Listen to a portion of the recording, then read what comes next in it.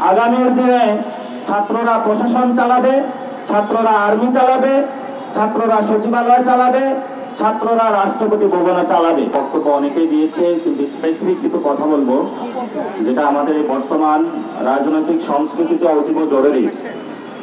প্রথমত, জনগণের মধ্যে একটি বিক্ষোভের দানা বেঁধেছে উপদেষ্টা প্যানেল নিয়ে।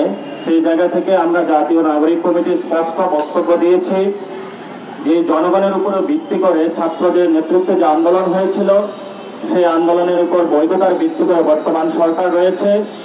সেই সরকারের জায়গা থেকে তাদের বক্তব্যগুলো অতি সত্বর আমাদের জাতির সামনে উপস্থাপন করা প্রয়োজন। কোন ক্রাইটেরিয়ার ভিত্তিতে জনমানুষের যে আকাঙ্ক্ষা স্পিরিট রয়েছে সেটার উল্টো গিয়ে তারা এই উপদেশটা বর্ধিতকরণ করেছেন, সেই বিষয়ে আমরা স্পষ্টত বক্তব্য চাচ্ছি। 2 নম্বর হলো, আমরা দেখেছি যে গত 3 মাস এর বেশি সময় হয়েছে, 100 দিন আজকে আমরা উপনীত হয়েছি।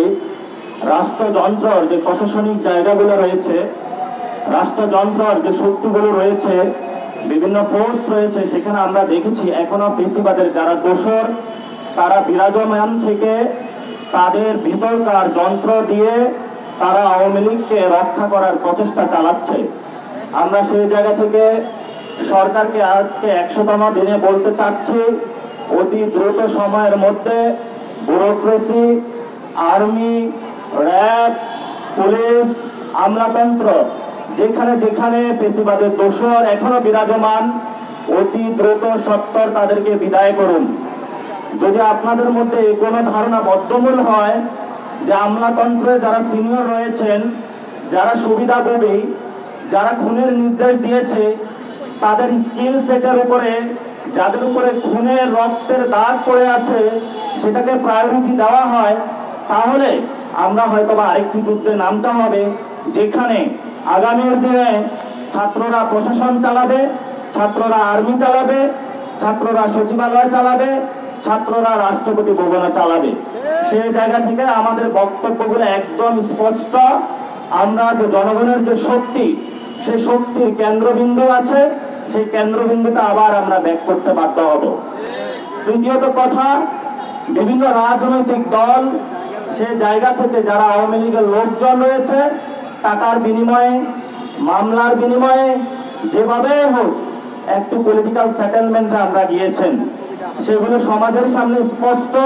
এবং আমরা দেখতে পাচ্ছি অনেক বড় বড় দল যারা আওয়ামী লীগের ব্যবসায়ী রয়েছেন, যারা আওয়ামী লীগের শিক্ষক রয়েছেন, যারা আওয়ামী লীগের বুদ্ধিজীবী রয়েছেন, তাদেরকে প্রতিনিয়ত তাদের ঘর, তাদের বিভিন্ন ব্যবসা প্রতিষ্ঠানে তাদেরকে আড়াল করার প্রচেষ্টা চালাচ্ছে। আপনারা এইসব শিশুসুলভ কোনো আচরণ করবেন না। যদি আগামীর দিনে আমরা এই বিষয়গুলো আরো প্রকটতর দেখতে পাই, তাহলে হয়তোবা আপনাদের ব্যবসা প্রতিষ্ঠান, আপনাদের রাজনৈতিক যে যন্ত্রকলা কৌশল রয়েছে, সেখানে ছাত্র জনতা সেগুলো নিতে বাধ্য হবে। কারণ আমরা এখনই বলছি যে গণ অভ্যুত্থানের যে শক্তি, ছাত্র তরুণরা একটি জনগণের রূপান্তর সাধিত হয়েছে, সেই রূপান্তর সাধনের যে কল্পনা বা কল্পিত রাষ্ট্র, সেখানে যদি আপনারা কোনো বাধা দেওয়ার চেষ্টা করেন, তাহলে আগামীর যে ইলেকশন আসতেছে, সেখানে এই গণ অভ্যুত্থানের মতন তরুণদের একটি ব্যালট বিপ্লব হবে, যে ব্যালট বিপ্লবের মধ্য দিয়ে আগামীর তরুণরা আপনাদের যে ইলেকশন প্রসেসের যে লেজিটিমেসি আপনারা বলতেছেন, সেই জায়গাতে আপনাদের কবর রচনা করবে।